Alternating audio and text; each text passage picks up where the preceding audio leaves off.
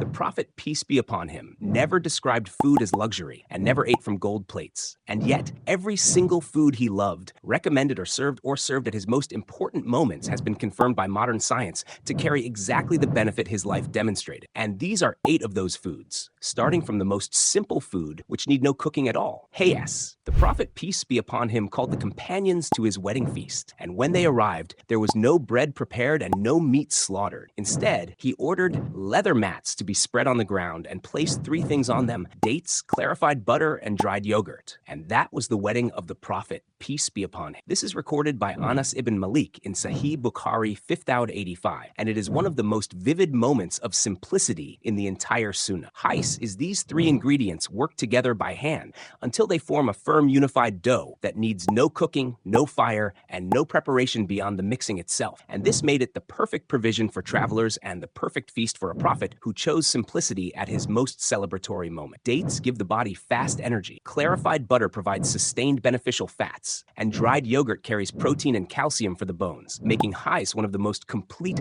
natural energy sources in Islamic history. And from the food of celebration, we move to the food of grief. And this next one was ordered by Aisha, Talbinah. Every time someone died in the household of the Prophet, peace be upon him, Aisha would immediately order one specific food to be prepared, not because anyone was hungry, but because of something she heard directly from the Prophet, recorded in Sahih Bukhari 5689, where he said, Talbinah gives rest to the heart of the sick and takes away some grief. Talbinah is barley flour cooked slowly with water or milk over a gentle heat until it becomes a soft, smooth porridge. And Aisha described it as something the patient dislikes the taste of, but benefits from, meaning it works even when the person has no appetite. To prepare it, 2 tablespoons of barley flour are mixed with a cup of water over low heat with continuous stirring until it thickens slightly. Then a cup of milk is added for a smoother consistency, and natural honey is used to finish it instead of sugar. Modern research on beta-glucan found in barley has confirmed it directly regulates cortisol, the exact stress hormone the body floods with during grief, which means the Prophet named the feeling 1400 years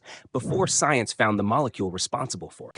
Qadid is dried meat. A man came to the Prophet, peace be upon him, to speak with him, and his body began to tremble from awe. And the Prophet looked at him with gentleness and said, relax, for I am not a king. I am only the son of a woman from Quraysh who used to eat dried meat. And this is recorded in Sunan ibn Majah 3312. The greatest man who ever walked the earth described himself through his mother and the simple food she ate. And he did it specifically to calm a man who was overwhelmed by standing before him. Qadid is meat cut into thin strips, salted thoroughly, and left under the sun and open air until it dries completely into something firm, light, and storable for months without spoiling. And it was the food of difficult seasons, long journeys, and modest households across the Arabian Peninsula. After drying, it is usually soaked or simmered in water or broth to soften it before eating. And sometimes it is crumbled into stews or cooked alongside grain to add depth of flavor. Its nutritional value is significant because the drying process concentrates the protein, removes the water weight, and preserves the amino acids that build muscle and sustain physical strength. And because it contains no artificial preservatives,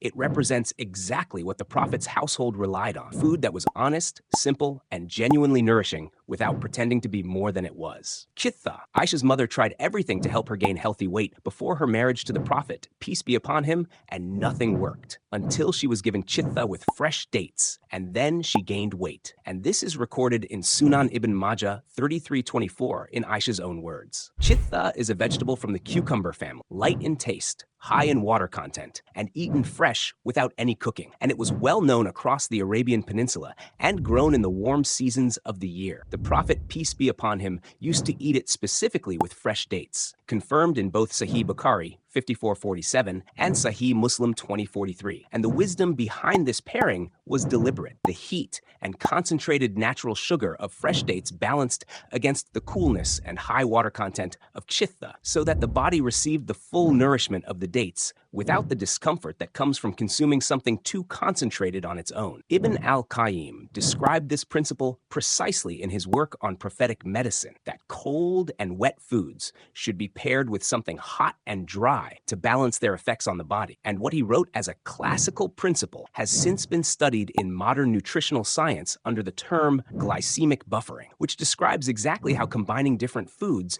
prevents blood sugar from spiking and allows the body to absorb nutrition steadily. Tharid, the Prophet, peace be upon him, could have compared Aisha to the moon, to gold, or to any beautiful thing in creation, but he chose a bowl of bread soaked in meat broth, and he said, "The superiority of Aisha over other women is like the superiority of Tharid over all other food." And this is in Sahih Bukhari 54:18, narrated by Abu Musa al-Ash'ari. Tharid is bread broken into pieces and soaked in rich, slow-cooked meat broth until every piece absorbs the flavor completely, and then the cooked meat is placed on top so the whole dish becomes one complete and filling meal with nothing wasted and nothing separate. It was known among the Arabs for being the most complete and most satisfying meal available. Not the most elaborate, not the most expensive, but the most whole. And the Prophet chose this specific food to describe the most complete person he loved. Today, Tharid still exists across the Arab world under different names. Haris in the Gulf, Markook in Saudi Arabia, Tashrib in Iraq, which means this 1400-year-old food has survived every generation because what it provides has never been replaced. Its benefit is straightforward. The bread provides sustained carbohydrates for energy, the broth delivers minerals and collagen from the slow-cooked bones, and the meat supplies complete protein. And the combination in one warm bowl gives the body everything it needs without requiring 3 separate dishes to achieve the same result. One comparison that told you everything about both. Sawiq, roasted grain. On the road to Khaybar, the Prophet, peace be upon him, and his companions stopped, and the prayer became due,